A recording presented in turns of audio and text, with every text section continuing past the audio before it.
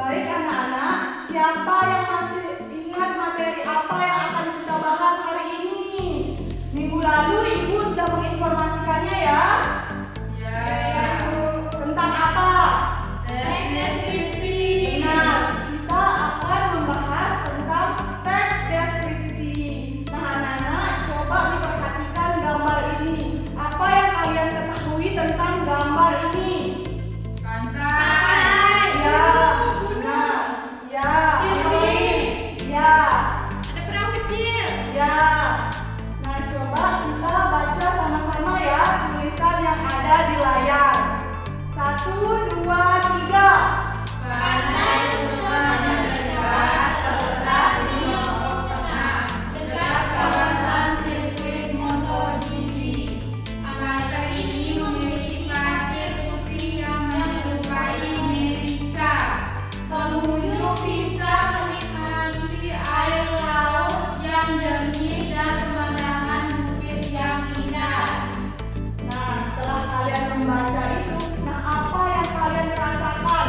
Apakah seolah-olah kalian sudah pernah ke sana? Apa kalian bisa membayangkannya kan? Ya, Ibu. Nah, itulah yang disebut dengan teks deskripsi. Nah, secara lebih jelasnya kita akan membahas pengertian teks deskripsi. Nah, teks deskripsi adalah teks yang menggambarkan suatu objek, tempat, atau peristiwa secara jelas dan terperinci. Nah, apa sih tujuan dari teks deskripsi? Nah, tujuannya itu agar pembaca seolah-olah dapat melihat, mendengar, mencium, atau merasakan sendiri apa yang dideskripsikan oleh penulis. Nah, bisa dipahami anak-anak? Bisa ya, Bu. Oke, selanjutnya kita akan membahas tentang ciri-ciri teks deskripsi. Nah, teks deskripsi mempunyai ciri-ciri. Yang pertama, menggambarkan objek secara spesifik. Nah, artinya objeknya ini harus jelas dan khusus. Bukan cuma pantai, tapi pantai Kuta Mandalika.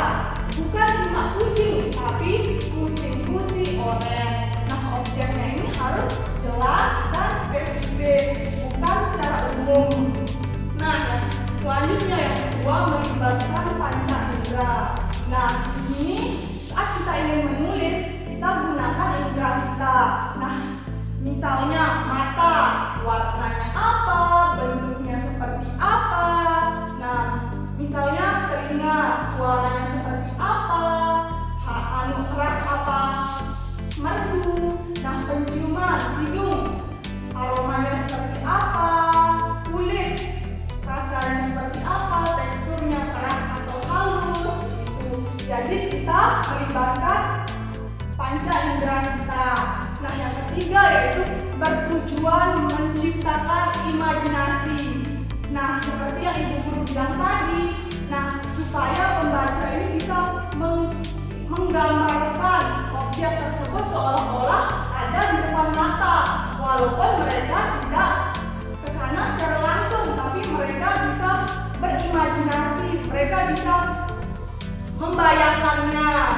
Oke, selanjutnya yang keempat, menggunakan kata-kata konkret dan rinci. Nah, gunakan kata-kata yang jelas, bukan cuma bilang indah, tapi jelaskan indah karena airnya jernih, pasirnya putih, langitnya biru. Nah, kata-katanya ini harus jelas dan spesifik dan rinci. Nah, yang terakhir yaitu bersifat subjektif, artinya sesuai dengan pandangan atau perasaan penulisnya. Misalnya nih, Bu Guru bilang pantai ini sangat menyenangkan, padahal mungkin teman yang lain bilang ramai sekali. Nah, itu sah-sah saja gitu. Itu kan karena pendapat pribadi begitu. Nah, anak-anak bisa dipahami? Bisa, Ibu.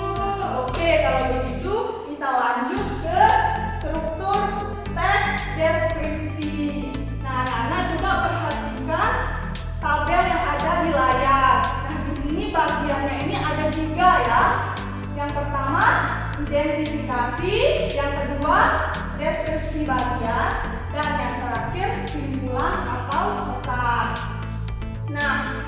identifikasi. Nah, di sini berisi pengenalan objek, misalnya nama tempatnya, lokasinya di mana, sejarahnya bagaimana. Nah, di sini gambar umum tentang objek yang akan kita bahas. Gitu. Nah, selanjutnya deskripsi bagian. Nah, itu berisi rincian detail berdasarkan pengamatan penulis. Apa yang dilihat, didengar, dan dirasakan dari objek tersebut.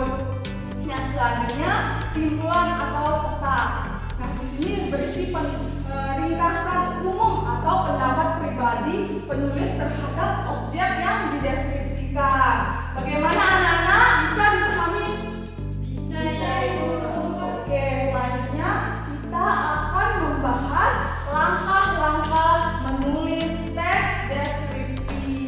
Nah, saat kita ingin menulis teks deskripsi, kita harus menentukan objeknya terlebih dahulu. Nah, kita tentukan satu objek yang ingin kita deskripsikan secara spesifik. Yang selanjutnya, yang kedua, menentukan tujuan. Tujuan apa yang ingin kita sampaikan kepada pembaca. Nah, yang ketiga yaitu mengumpulkan data. Nah, di tahap pengumpulan data ini kita harus menggunakan indera kita. Misalnya penglihatan, warnanya apa, objeknya seperti apa, pendengaran, suaranya, penciuman, aromanya, perabaan, teksturnya. Itu ya anak-anak. Iya, Ibu. Nah, yang keempat yaitu membuat kerangka tulisan. Nah, di tahap ini kita membuat poin-poin berdasarkan struktur tadi. Nah, apa strukturnya anak-anak? Tadi baru kita bahas. Yang pertama, Identifikasi. ya, yang kedua, Deskripsi. yang ketiga, Kesimpulan. simpulan atau pesan ya. Nah, yang kelima kita mengembangkan kerangka. Nah, ubah poin-poin tadi menjadi kalimat yang utuh berdasarkan struktur teks deskripsi. Nah, yang terakhir yaitu menyunting atau editing. Nah, di tahap ini kita baca kembali tulisan kita, pastikan ejaannya benar dan deskripsinya itu sudah membuat pembaca seolah-olah bisa membayangkan objek yang kita deskripsikan. Begitu anak-anak. Bisa dipahami sampai sini? Bisa, Ibu. Apakah ada yang ingin ditanyakan terkait penjelasan Ibu? Ya. Ada tugas, Ibu. Ya. Oke. Nanti ada tugas ya.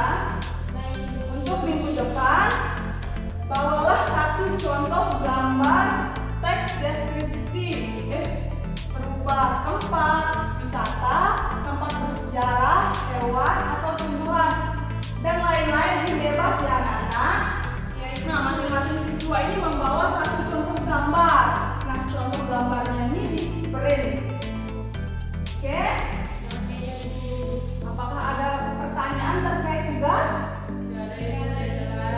Baik, baik itu saja mungkin pertemuan kita hari ini ya anak-anak. Terima kasih atas partisipasi aktif dari kalian. Sampai jumpa di pertemuan selanjutnya. Terima kasih. Selamat